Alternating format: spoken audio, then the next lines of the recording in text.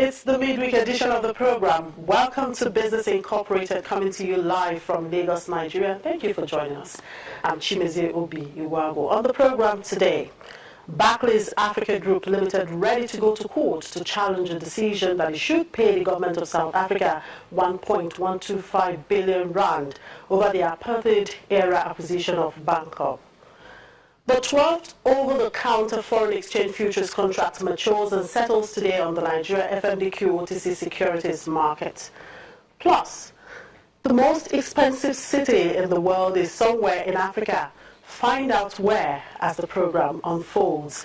Let's get started now with the markets. Of course, most of the markets in Africa were in the red at intraday.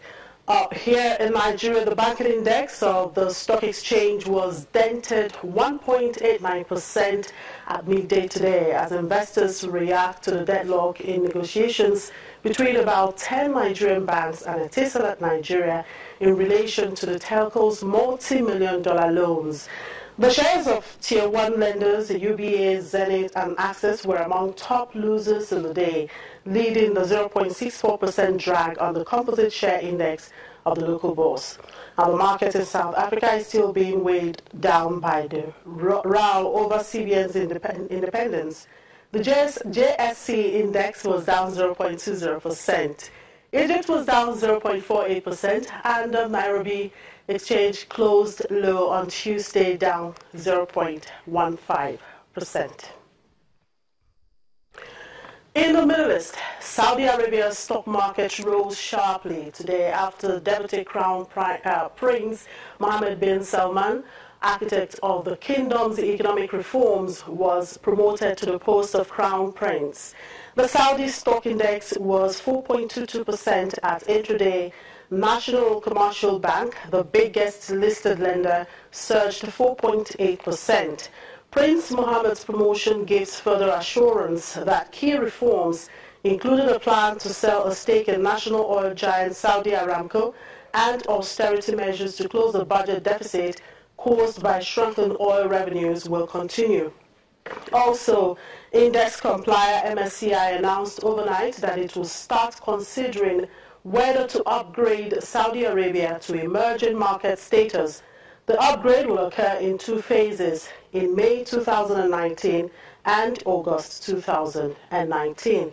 Our other Gulf stock markets were weak, with Dubai down 1.08% and Qatar 1.80% lower because of weak oil prices. Abu Dhabi was also down 0.12%.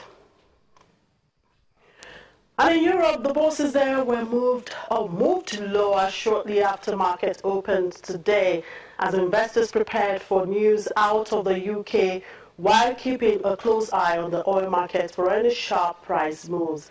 Let's cross over now to Frankfurt for more details with Daniel Coop.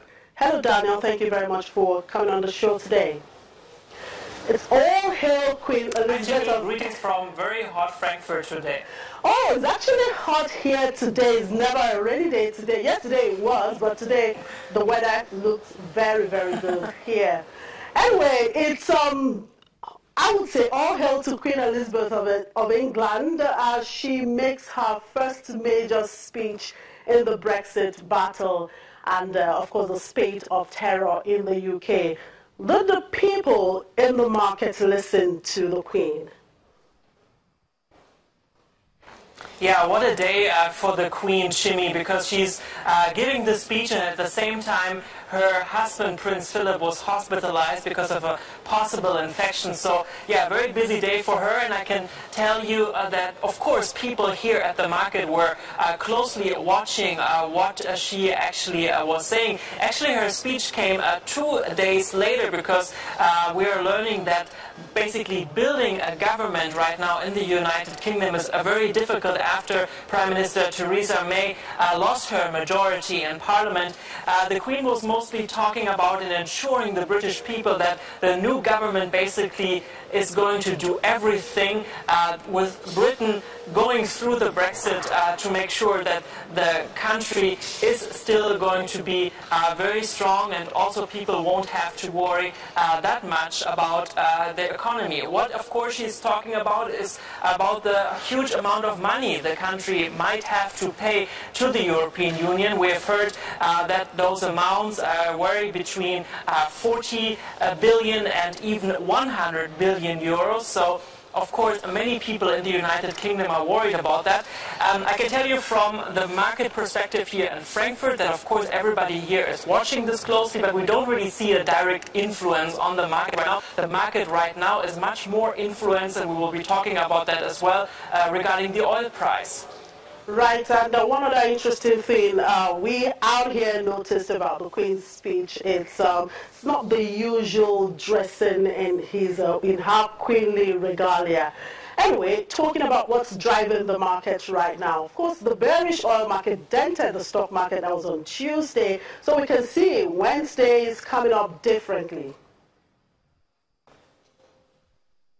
Yeah, exactly. The oil price is going down. It's traded right now with about $40. We're getting close, basically, to the last massive landslide that we saw on the oil market. That was happening in 2016. Basically, when I talk to investors here in Frankfurt about the situation, they're basically saying the reason why the oil price is going down that much, because there's just too much oil right now on the market. We know that OPEC is the organization that is kind of controlling this, but lately it didn't have that much influence anymore.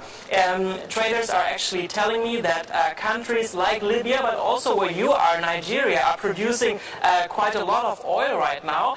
That's, of course, going to make people here at the gas station happy, because the prices at gas stations most likely are going to drop as well. But always we see this direct impact on the market. You know, yesterday I was telling you that people here in Frankfurt were thinking that we might even reach the new magical 13,000 point mark here of the blue chip index DAX. Now we are far away from that. The DAX went down now to a level at about 12,700 points, because always what is traders making worried when the oil price is pretty much going down. Many investors, many traders see this also as an indication of a slower growing world economy, and that's not helping the share here at the blue chip DAX today at all. All right. Now, the Bank of England is also on investors' minds as Mark Carney holds policy committee meeting. How will the BOE lean towards the US Fed or the ECB? Yeah, with Brexit, Jimmy, lower oil prices and the pound also losing, I guess Mark Carney had a very clear statement, basically saying that he is not in favor of higher interest rate. That's what making many people actually surprised, because, you know, we know that the United Kingdom is actually fighting right now with this problem, you know, in their currency on the one hand, and also because of inflation. The last time when the committee at the Bank of England was actually discussing and also voting on this issue, 3 of 8 members that were eligible to vote were actually in favor of higher interest rates. So yet with a very high inflation rate, with a dropping pound, it's going to be very interesting to see you know, in which direction this is going to go in the future.